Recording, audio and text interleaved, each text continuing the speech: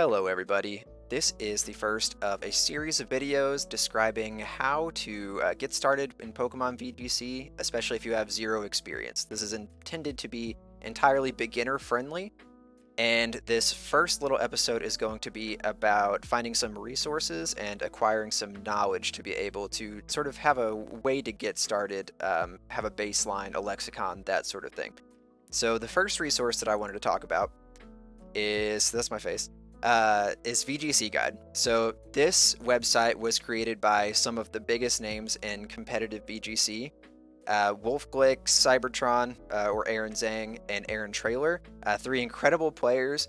There are articles on this site about pretty much every topic you could ask for in terms of VGC. So we've got a whole introduction section, information on team building, how to battle, because VGC is different from just playing through a Pokemon game casually, mostly because they're double battles instead of single battles, and there are a lot of other differences besides. So transitioning, it's a process. So this is definitely a great place to start, a lot of in-depth guides. And speaking of Cybertron, his YouTube channel is the next thing that I want to recommend.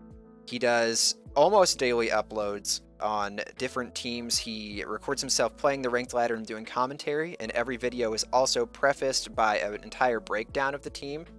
That includes their stats, moves, justifications, what you might want to lead, just incredibly in-depth. So definitely recommend checking that out. And then if you want to try out those teams, he also includes copy and paste, so you can put it into Showdown and play in your browser, and rental codes so you can try it out on cartridge. And speaking of Showdown, that's the next resource on the list. Pokemon Showdown is the ultimate practice tool for VGC because you can build and battle teams completely online, and it is so incredibly easy. I actually just got this PC, so I don't have any teams saved, but I can walk you briefly through the process of building. You want to select your format before you start building, because that'll make sure that you're not accidentally selecting anything that you can't use. So VGC Series 2 is technically about to start at the beginning of February. It's what most people are already playing though, and that's what any of our upcoming events will be in as well. So you can click this import from text or URL button, and if you copied a team from Cybertron's channel or from anywhere else, that's the easiest way to do that. You can also build manually by just clicking Add Pokemon. And if you selected your format first, only the Pokemon that are legal in that format will be available in this drop-down menu. So as you can see, this is an incredibly useful tool. You would not really want to use Altaria. Altaria is not good in VGC, unfortunately. But these are the options that you have. Levels will be set to 50 for VGC. You can choose your items. You can choose your abilities if you have more than one available. And the cool thing is, if you actually select all 4 of your moves before you move on to the stats section, it will actually recommend a stat spread for you. So if you're new and you don't necessarily want to get too nitty-gritty on your EVs and IVs, that's something that will be really helpful.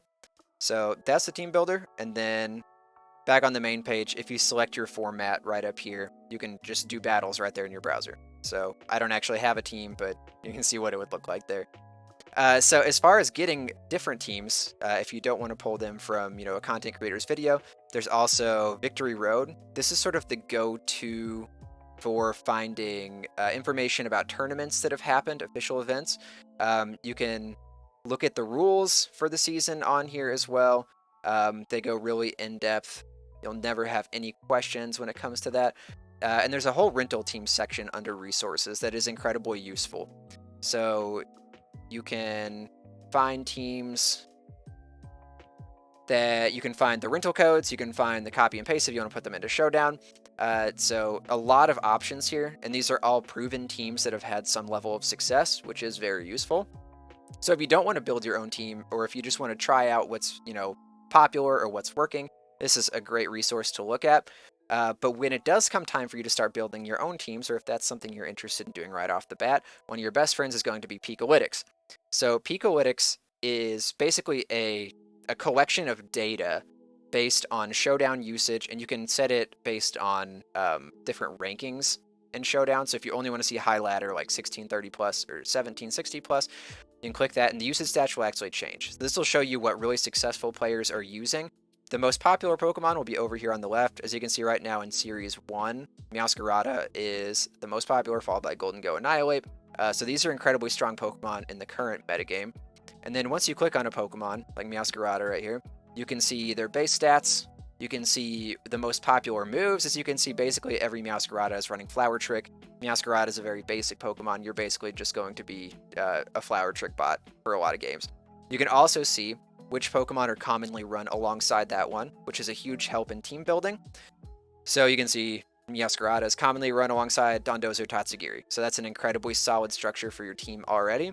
You can also see what the most commonly held items are, most common abilities if the Pokemon has more than one, and you can see some sample EV spreads as well. So I'm very notorious for just stealing EV spreads directly off of Pikalytics, unless I have a good reason to build one of my own.